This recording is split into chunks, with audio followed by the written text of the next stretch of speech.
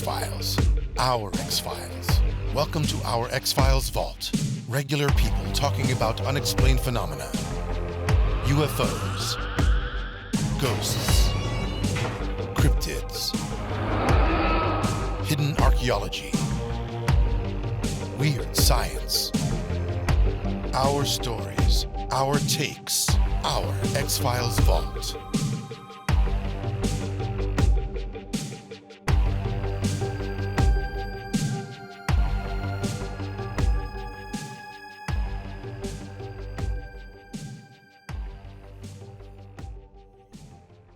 Howdy folks, my name is Daniel Mahan, and this is Diabolical.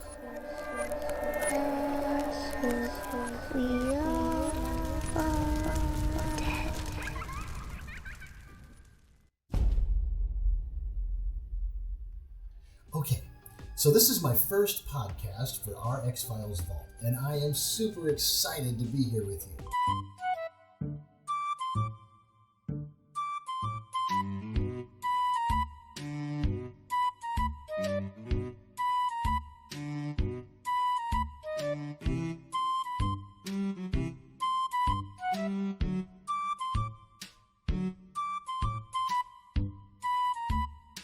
I think it's important for us to start off on the right footing, things that are familiar to all of us. Those urban legends that not only we've all heard of before, but a lot of us have actually taken a part in. And this one really hits close to home. And I do mean literally, as in, it's right down the road from me.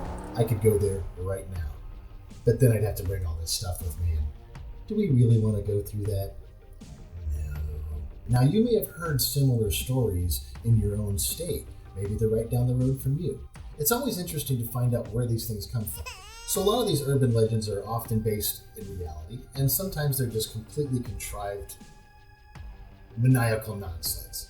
So when it comes to these urban legends that we can all actually experience, it means that the doors are wide open for a lot of people to come in and feel like they experience something truly magical and amazing and paranormal and fantastic and wild and beyond their wildest expectations.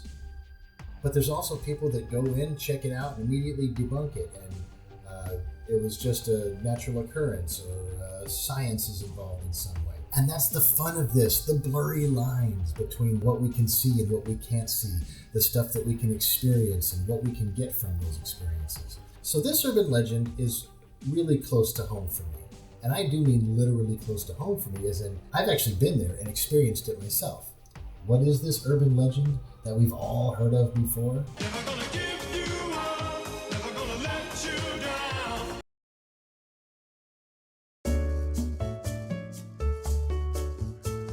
It's the children on the train tracks who push the car up and over the tracks.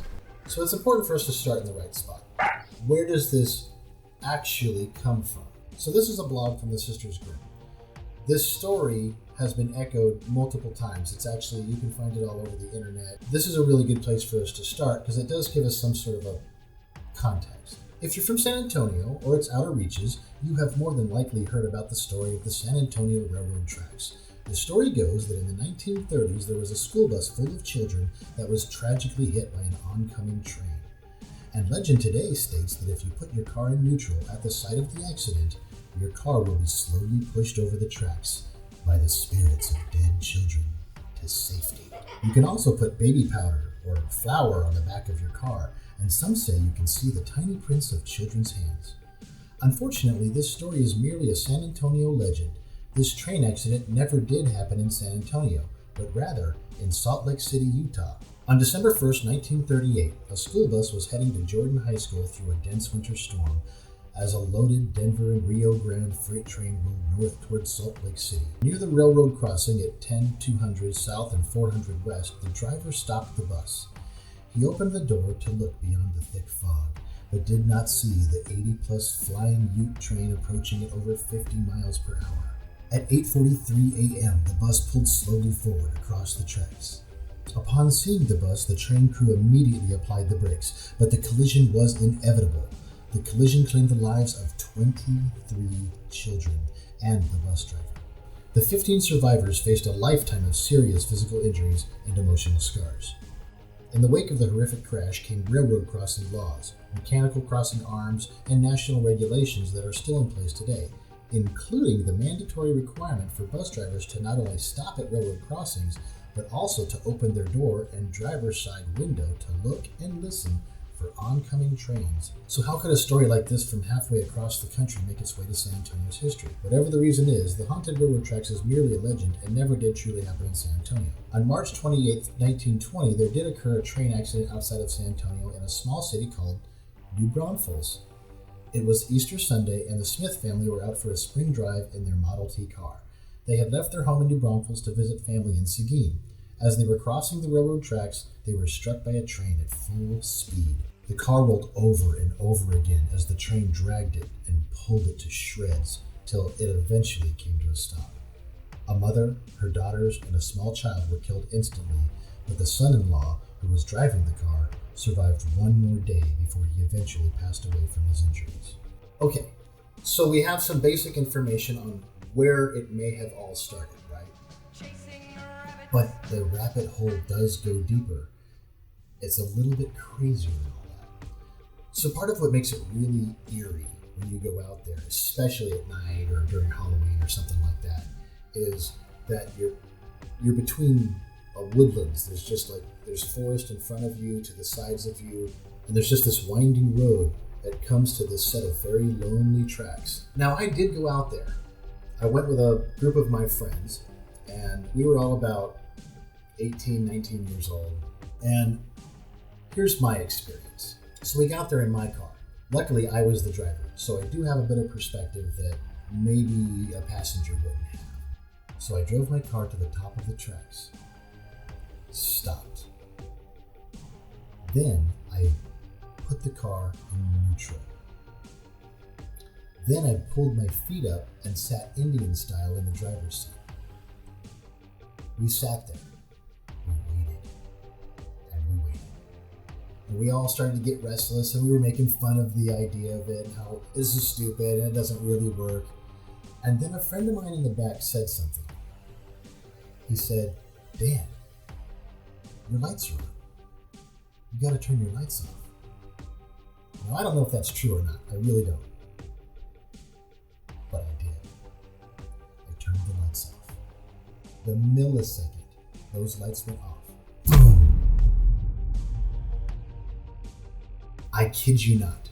The car jolted forward.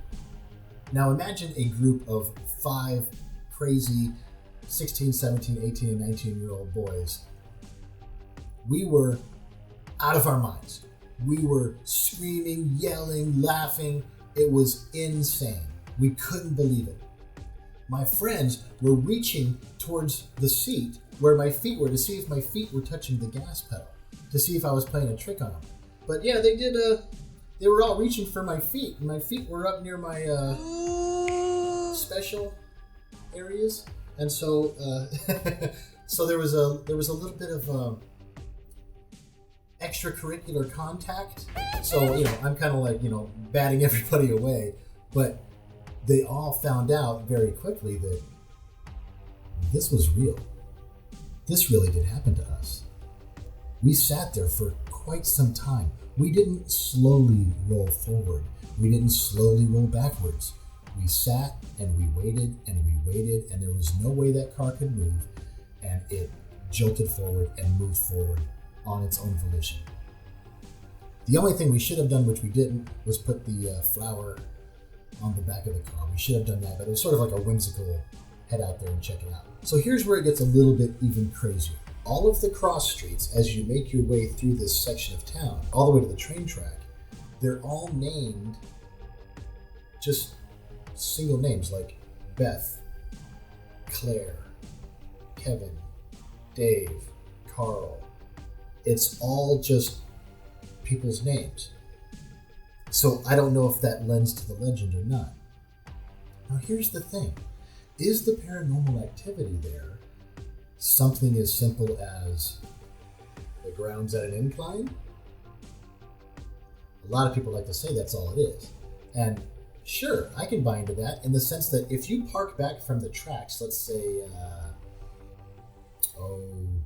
15 feet, maybe 20 feet from the tracks, it does have an incline, and you can roll up to the tracks. But to actually get onto the tracks, you have to go up, and the car doesn't have enough push, I don't think, to make it all the way up that. Even if it does, once you're on the track, if you put it in neutral, the car just sits there. Something has to send it over the tracks. Now, because of so many people going out there, a lot of bad things have occurred.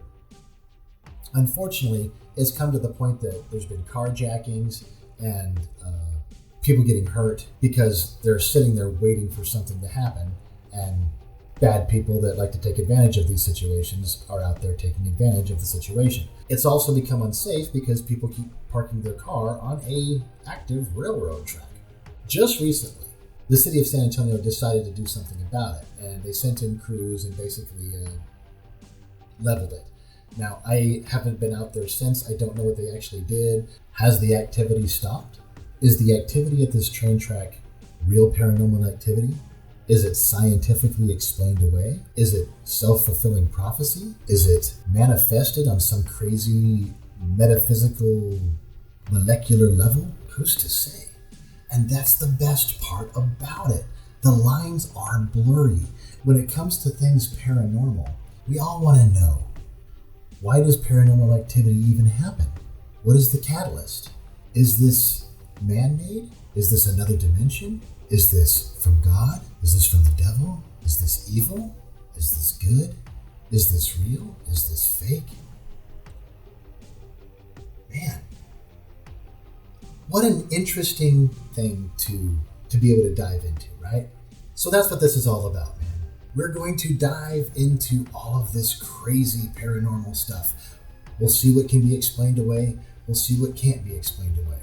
And together, we're going to try to find out the truth. And if we can't find out the truth, what we can find out is a little bit more about the world that we don't understand. The truth might not be what you think it is. So I hope you'll join me. The next story coming up, stay tuned, is going to be a doozy. I can't wait to talk about that one. If you live in the San Antonio, Austin, Metroplex area here in Texas, I'd love to hear your story. And if it's something that is really fantastic, maybe I'll even bring you in for an interview right here on the channel. You can reach me at this email address.